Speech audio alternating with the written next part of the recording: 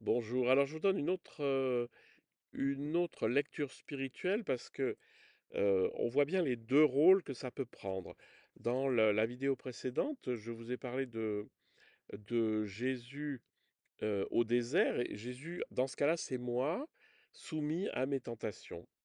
Dans la deuxième image que je vous propose, c'est celle de Jésus qui traverse la mer et il est sur un bateau.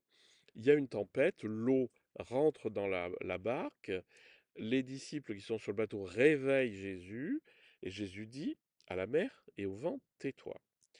Et il se fit un grand calme, et ils arrivent de l'autre côté. Donc, la lecture spirituelle, elle met le personnage historique de Jésus, qui est relaté dans l'Évangile, sous un autre aspect, c'est la présence de Dieu en nous. Le bateau, bah, c'est moi. Je suis le bateau, et je traverse quoi? Ben, la vie.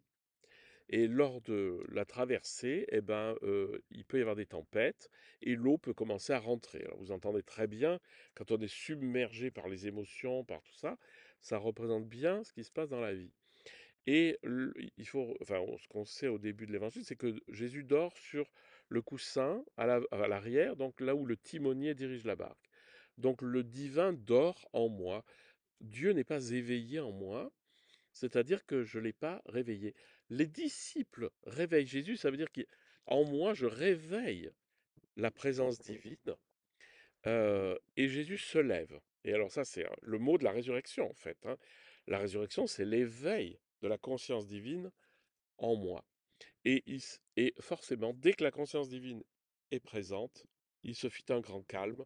C'est pas que le divin dit à la mer de s'arrêter, mais dès que la grande présence divine est ouverte en moi, il n'y a plus de remuement émotionnel, etc., parce qu'il y a une énorme confiance.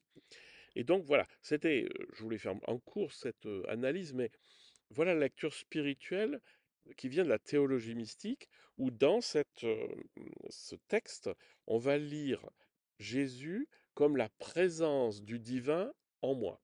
Dans la vidéo précédente, c'était Jésus me représentait moi. Donc vous voyez, il y a tout un jeu de symbolique et de métaphores qui nous permettent, grâce au texte biblique, de progresser.